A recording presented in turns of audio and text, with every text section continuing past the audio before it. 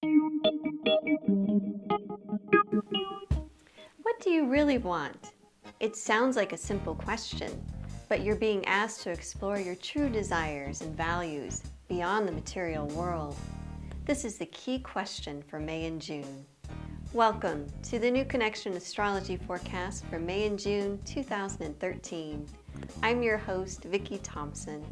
Joining me today is astrologer Mark Dodich. Today's astrology forecast is brought to you by the Lightsong School of Shamanic Studies, which offers classes through online video conferencing and locally in Portland.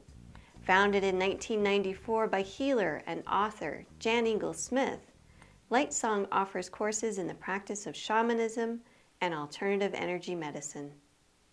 Mark, welcome to the new Connection Astrology forecast. Thanks for inviting me back. Well, we have some exciting stuff happening. We have good luck.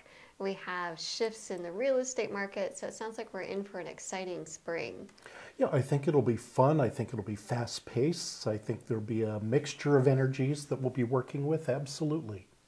So Mark, 2 eclipses in May will help you to discover what you really want. How can you find your true calling?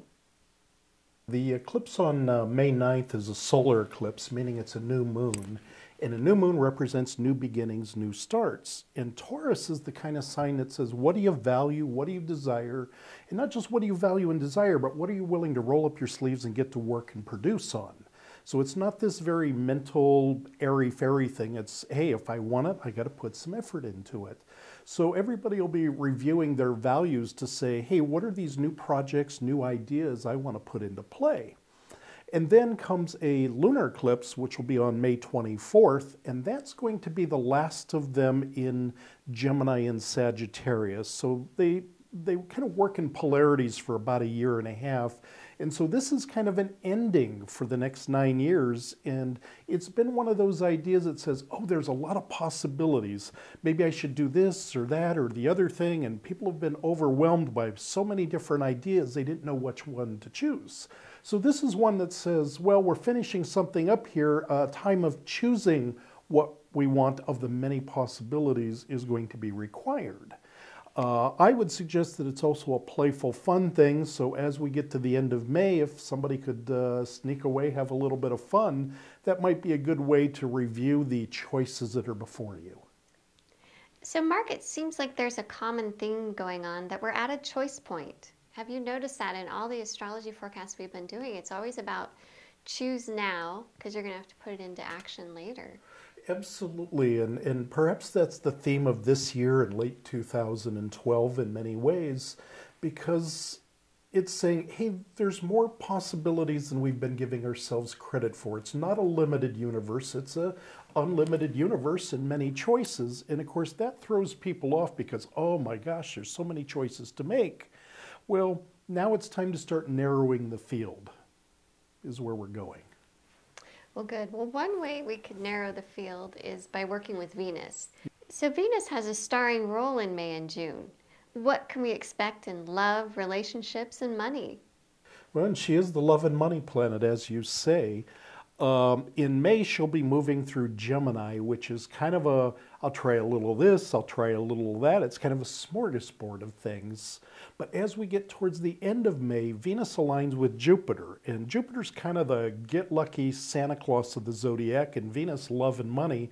So they align about once every year. And so it's an opportunity, truly, at this point in time to... anything from go buy your lottery ticket, and that's around May 28th, that's going to be exact, to May 28th. May 28th. Ooh, remember, you heard it here first.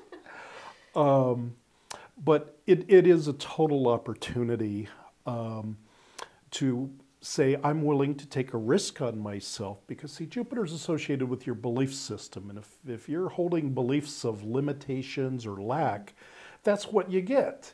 And if you're willing to open up and say, wait a minute, there's a bigger universe here, then there's actually a lot of support and a lot of help with that. But you need to be willing to play with it, not take life so seriously. So we talk a lot about tangible things like money and lottery tickets. But what about putting our intention into things and just thoughtfully bringing things out into the world? Yeah, it's like saying, here's what I value, I need to put time into it, as opposed to I'm too busy to get around to the things that I value. It says, no, no, I need to make more space in my life. If I want to do more art, then you have to make time for your art, or whatever. You want to write your book, well, you have to carve out some time for that to happen. And that's what's going on. It's saying, here's what I value, and am I willing to put some effort into that and make space for that in my life?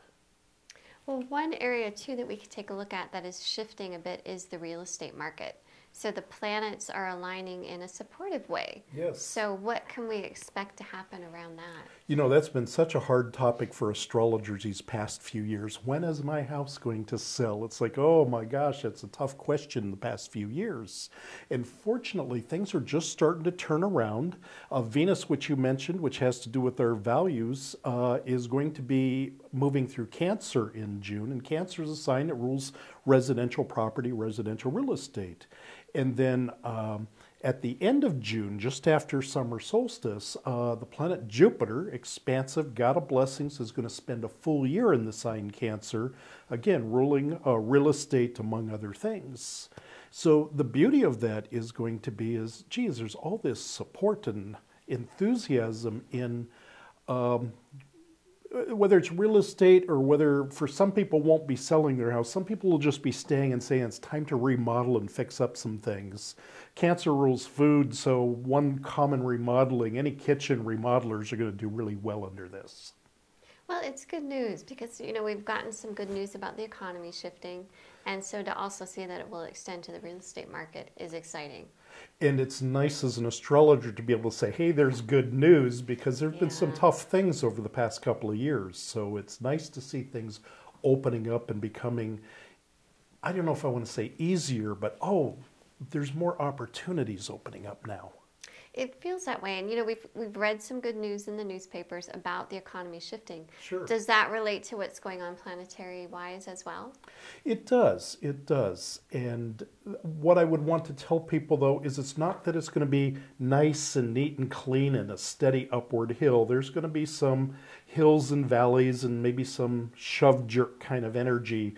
So if they're expecting it, just turn around and be all nice and clean and go back to where we were at the dot-com boom of the 90s or something. Mm-hmm. No, it's going to have some fits and starts, because see, what's really going on is, as a society, we're choosing what do we really value at this point. And we see that in Congress: healthcare versus military spending versus Medicare versus all the topics. And that means we need to be willing to change because our values are changing as a society. Well, it also seems with that shift in technology that we're becoming much more technologically based in our world. And so we're shifting and changing, and our values are shifting and changing as well. I just hope with Jupiter moving into Cancer for the next year that we won't forget the hugging part. Oh, well, not with you. Okay. You're our huggy bear. So thank you so much for some good news. Thank you. Yes. Want more details on your sign?